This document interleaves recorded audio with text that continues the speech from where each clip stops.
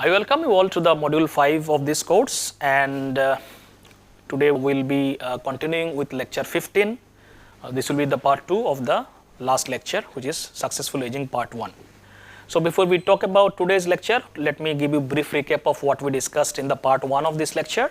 So in the part 1 of this lecture, we talked about the meaning of successful aging. What is the meaning of successful aging? How successful aging is defined. And in that context, we have discussed certain models of successful aging, how the successful aging is discussed in different models in terms of conceptualizing successful aging. And at the end, we discussed some of the very significant studies or classic studies on successful aging and the different factors identified by those studies. So these are the few things that we discussed in the first part of this lecture. In today's lecture, we'll continue from there and we'll understand some of the other concepts related to aging or successful aging. So today we'll be talking about the concept of paradox of aging and happiness, how happiness is connected to aging. We'll also discuss the process of successful aging. In terms of successful aging, what are the factors that influences successful aging in terms of processes? And at the end, we'll discuss future directions in successful aging. What should we do in terms of future research and future endeavors?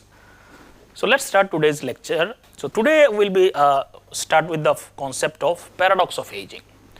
So paradox of aging is basically a concept which talks about that as people age, generally in the developed countries, as people age, they report more happiness, which seems like a paradoxical concept because with age, there is a lot of decline also happens, physical decline, cognitive decline, but people generally report higher happiness as they age in most of these developed countries, at least the data shows. So this is considered as a kind of paradox of aging. So a paradox in aging research is that while older adults generally experience poorer physical health, but they also report higher happiness levels compared to younger adults. So that is considered as a paradox because with the physical decline and psychological decline in functioning, people should be more in terms of their subjective experiences of life should also deteriorate, but generally this does not happen for a lot of this population. They experience higher happiness level as compared to younger adults. So in broad sense, this is called as a paradox of aging. Now contrary to stereotypes of older adults, that as people get older, they are lonely, unhappy.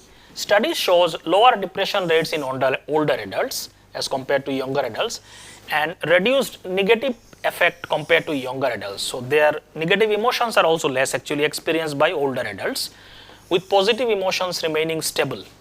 So these are some of the findings in line with the paradox of aging. Although much of this data comes from North America and Western Europe, global studies reveal some variations in this pattern. In especially high-income English-speaking countries, well-being follows a U-shaped curve with happiness increasing slowly in the late adulthood. So it starts with higher, then it goes down. So when we talk about U-shaped, so basically if you show a data like, so if you keep happiness here, and age, so slowly with the passage of time, the happiness decrease and it reaches the lowest in the mid age, and then it increases, something like this. So I think I have shown it here. Happiness should be here and age should be here. So after the mid-age, slowly the happiness again increases. So this is a pattern they observe in most of these Western countries, high-income English-speaking countries. Whereas in regions like Eastern Europe and Sub-Saharan Africa, well-being tends to decline or remain unaffected by age. So in some other regions, they did not see such patterns very clearly. Now, why this paradox of aging is reported by a lot of these regions of the world, especially the high-income countries? Some of these factors can explain why this has happened, even though there is a physical decline, psychologically functioning decline, but people still report higher happiness and well-being indicators as they age. Number one reason could be reduced day-to-day stress with age, a stress peak in the middle age and declines into older adults.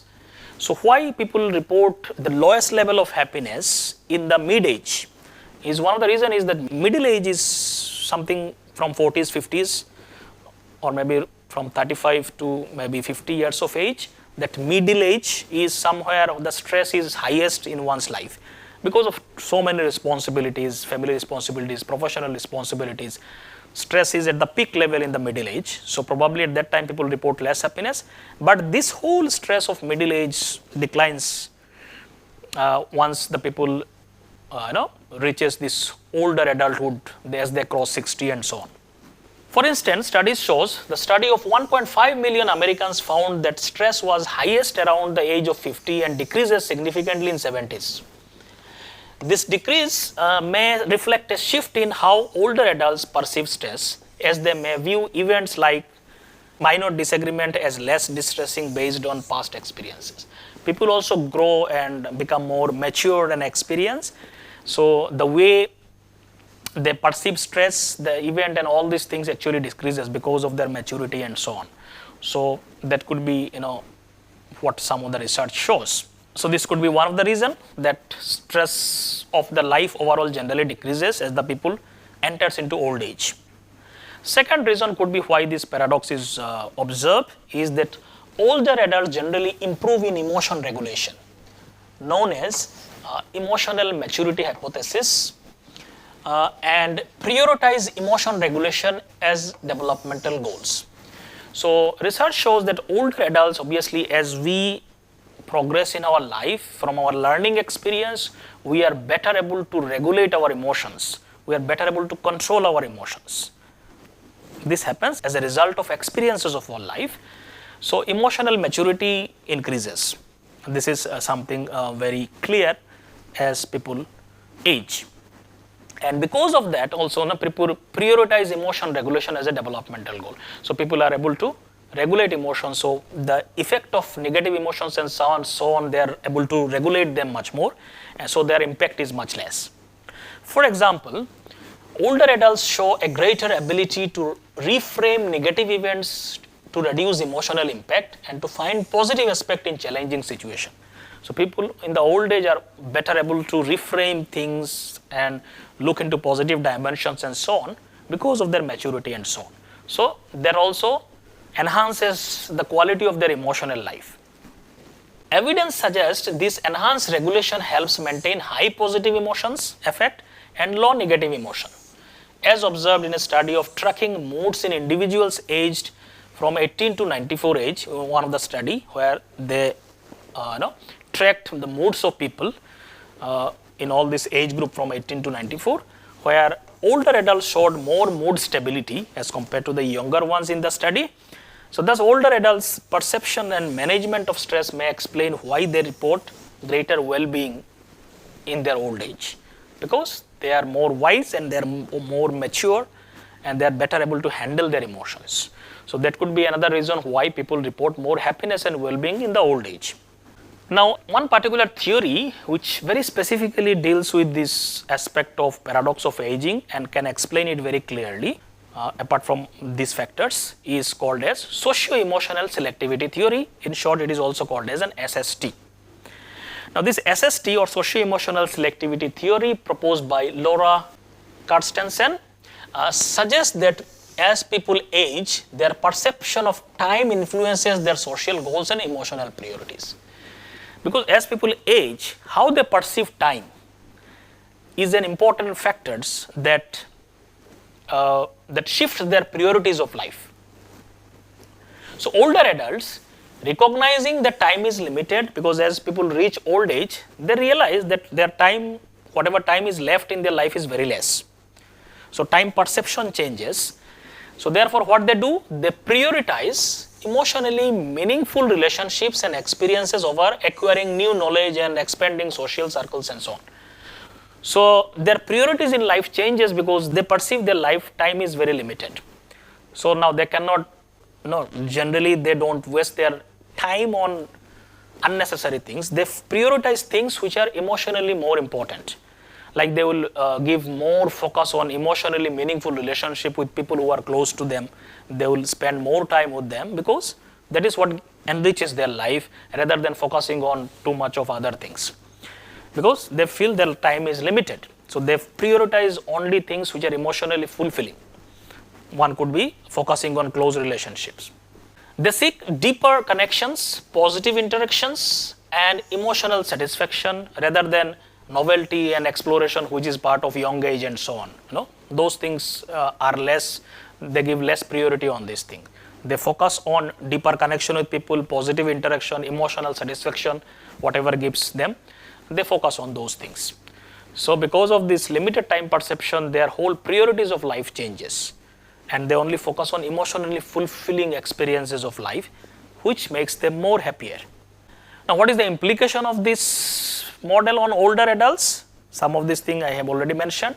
One thing, because of this factor, it enhances emotional well-being of older adults. So, older individuals tend to focus on positive emotions and meaningful relationships, which help them experience greater life satisfaction and happiness in their life. Second is selective social interaction. Because of this aspect, they prefer spending time with close family and friends rather than maintaining large social network and unnecessary things. They will focus on people who are really matters to them, and they will derive emotional satisfaction out of that. Third important thing is that coping with aging changes. By prioritizing emotionally fulfilling experiences, they develop better resilience to age-related challenges like physical decline or social losses. So because of this prioritization, they are better able to handle the declines that happens, physical decline or social losses or psychological decline and so on. They are better able to cope with that. So this could be another theory that directly addresses why this paradox of aging happens.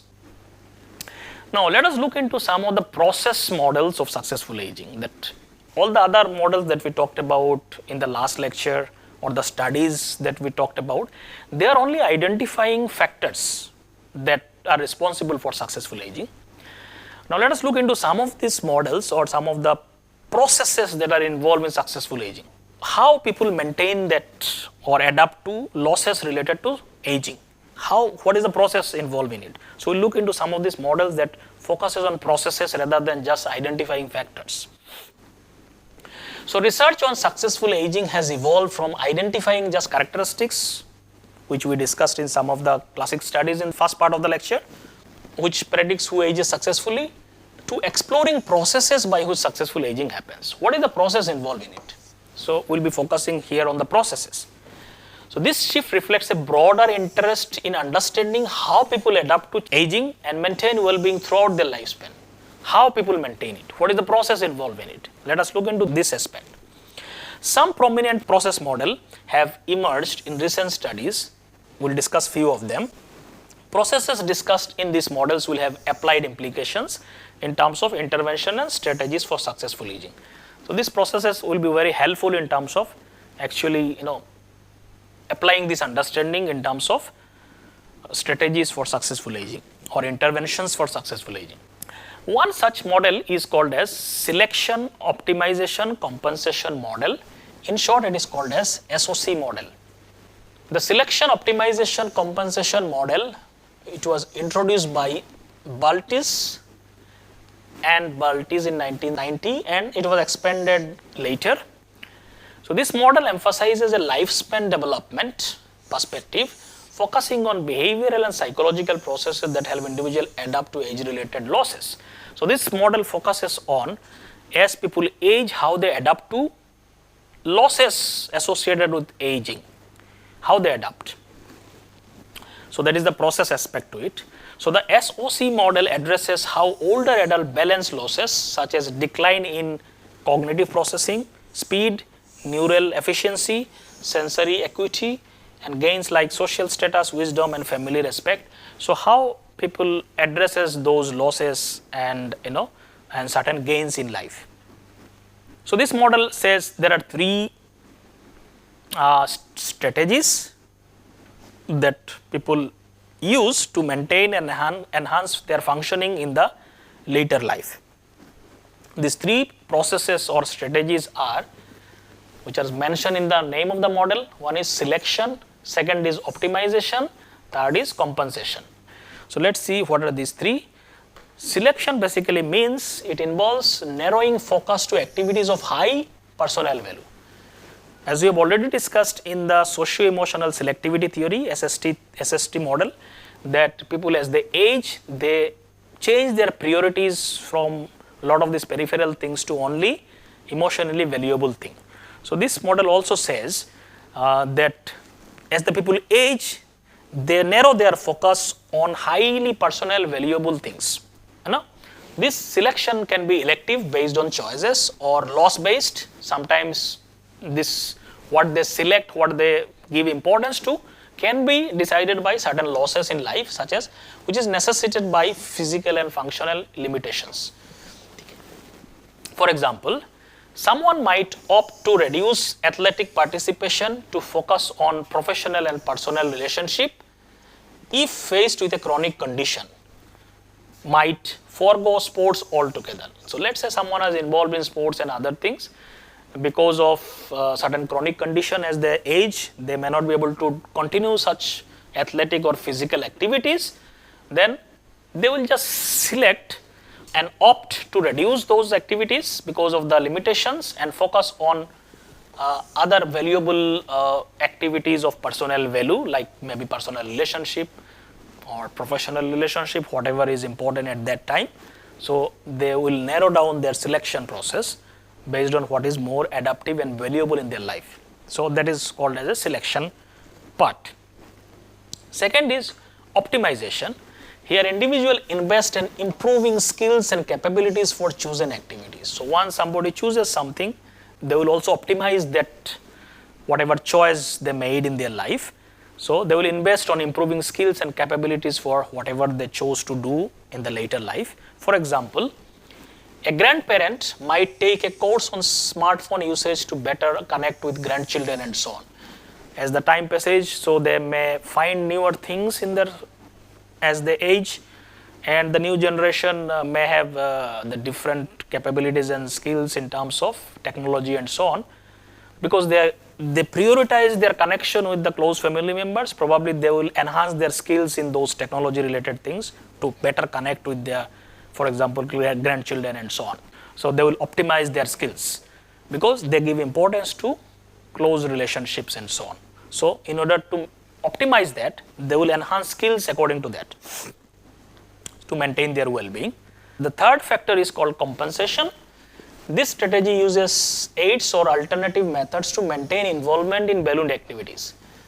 Now, whatever valued activities one chooses in the later stages of life, people can also use alternative methods to maintain involvement in those whatever valued choices. For example, an individual with visual impairment might switch to audiobooks or large print books to continue enjoying reading. So let's say somebody prioritizes reading or whatever they enjoy reading and so on, and because of certain decline associated with old age, maybe visual impairment, not able to read books because of visual problems and so on, they can compensate that thing because they value reading. Now they are not able to read because of physical decline of their eye capacity, so they may compensate that by shifting to audiobooks or large print books, whatever it is, just to compensate because they selected reading as an important activity that gives them a lot of well-being and emotional well-being and so on. To compensate losses, they will use alternative things like audiobooks and so on. So people also to maintain their well-being. So a lot of studies actually support this SOC model's role in successful aging. So people who use these strategies, actually they are more likely to experience well-being in the later age. For example, greater use of SOC strategies like selection, optimization, compensation strategies, research shows is linked with more positive emotions, satisfaction with aging, and reduced loneliness in older age. A lot of these studies shows these strategies are very effective. SOC strategies also can help older adults manage life challenges such as buffering the impact of financial difficulties on life satisfaction and so on. The different domains, these strategies were found to be very helpful for older people. SOC strategies were particularly beneficial for older adults as seen in occupational studies where SOC strategies aid older workers 49 plus in maintaining competency a benefit not observed among younger workers. So people who are in the older age, if they use those strategies, this has found to be improve the various functioning aspects, maintain competency and emotional well-being also. SOC strategies enhanced daily emotional well-being in middle age and older adults, but this effect is not seen in younger adults. So this strategy was more specifically found to be significant in older adults and middle age people as compared to younger adults. So this aligns with SOC theory, which posits that adaptive strategies become more crucial with age-related challenges.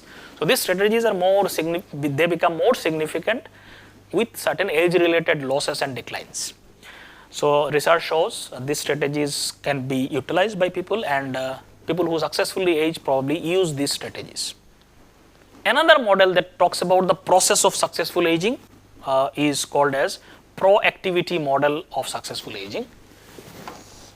This model focuses on how individuals can manage the increased challenges of aging through forward thinking and adaptive coping strategies. So as people age, so many challenges increases in their life in terms of functioning, decline in functioning and diseases and so on. So one can get into successful aging by managing all these challenges, increasing challenges with the aging. How can they manage? By forward thinking and adaptive coping strategies. The people who are engaged in forward thinking means they are able to predict certain things in the future, and accordingly they start doing things beforehand and using many adaptive coping strategies that helps them to enter into successful aging category. Unlike passive aging, when people just age and enter into old age, which is called as a passive aging, they don't actively do anything to enter into a successful aging. So in case of passive aging, where people just respond to life difficulties, as some difficulty arises, they just respond to that. The proactive activity model emphasizes anticipating potential future risk and proactively taking steps to mitigate them, because people can predict certain changes that are likely to happen as people age.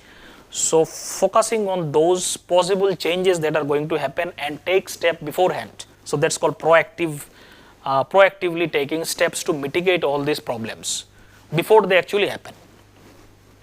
That could be very important in terms of entering into successful aging. So it's based on the understanding that aging comes with accumulative physical and social stressors and problems such as health issues, loss of social support, limitations of mobility and so on. All these challenges are bound to come as people age, and people understand that all this will accumulate as they age. So this model suggests that people can enhance their quality of life in the later part of their life as they age by adopting two main proactive behaviors. So how can they mitigate the impact of this collective or cumulative problems with the age is by taking some proactive behaviors. So there can be two proactive behaviors. One is preventive adaptation, another is corrective adaptation. What are these two? The preventive adaptation aims to reduce the likelihood of severity of future challenges. So you take preventive steps before they actually happen. So you adapt beforehand, you take preventive and proactive steps before they actually happen, so that you are able to deal with them much earlier in terms of you are prepared for them. For instance, older adults might engage in regular exercise, maintaining a healthy diet, quit smoking to prevent health deterioration. For example, we all can do a lot of preventive steps for health deterioration that may come with ages. We all know about all these things, but are we taking proactive steps for that? So if somebody in their earlier ages, they start doing regular exercise, maintain healthy diets and so on, so obviously they will have less health related problems in the old age because they are taking preventive steps or preventive coping strategies. So this is an example of preventive adaptation which can help enhance quality of life in the later ages. Second is corrective adaptations. On the other hand, here it involves responding to present difficulties, whatever has arisen, by making life adjustment that help individuals manage existing challenges. Corrective means whatever has already happened, because a lot of things you cannot predict. Certain diseases may come even though you maintain all the healthy lifestyle and so on, still there can be something come out of blue and so on. So corrective adaptation is for those things, which a lot of things comes as a surprise, you cannot predict them and so on. So make corrections in the present life situation to adjust to them.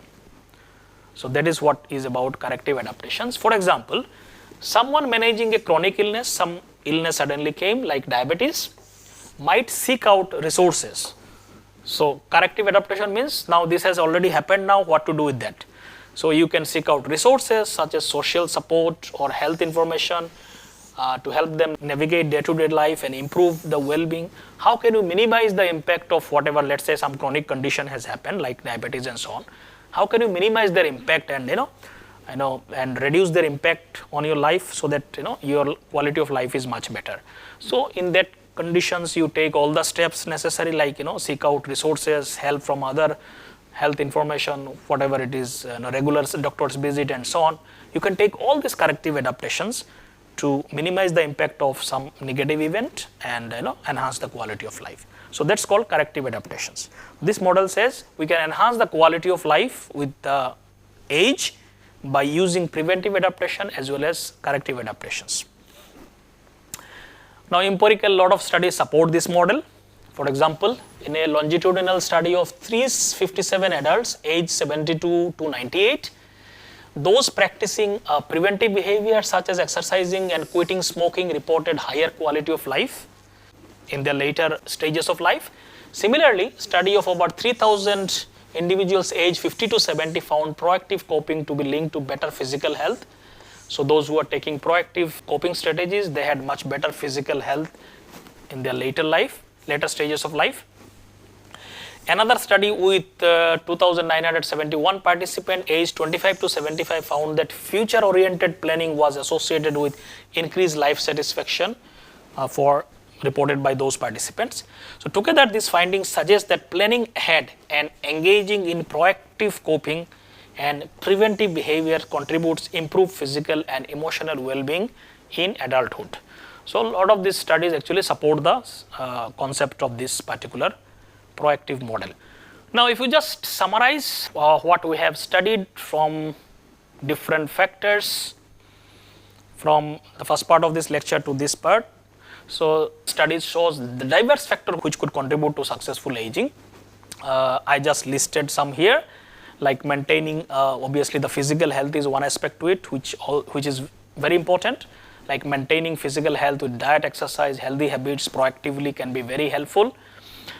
Maintaining strong social and spiritual connection, maintaining active social life and spiritual activities and so on can also enhance the quality of life can also contribute to successful aging. Having a sense of purpose, focusing on family, engaging in community activities, focus on positive emotions and meaningful relationships, planning ahead and engaging with proactive coping and preventive behaviors. All these factors and many more that we discussed can contribute to successful aging, and these are some of the studies very clearly showed in terms of psychological well-being, maintaining connection with close family members or people who are close to us, and maintaining an active life, social life and spiritual life.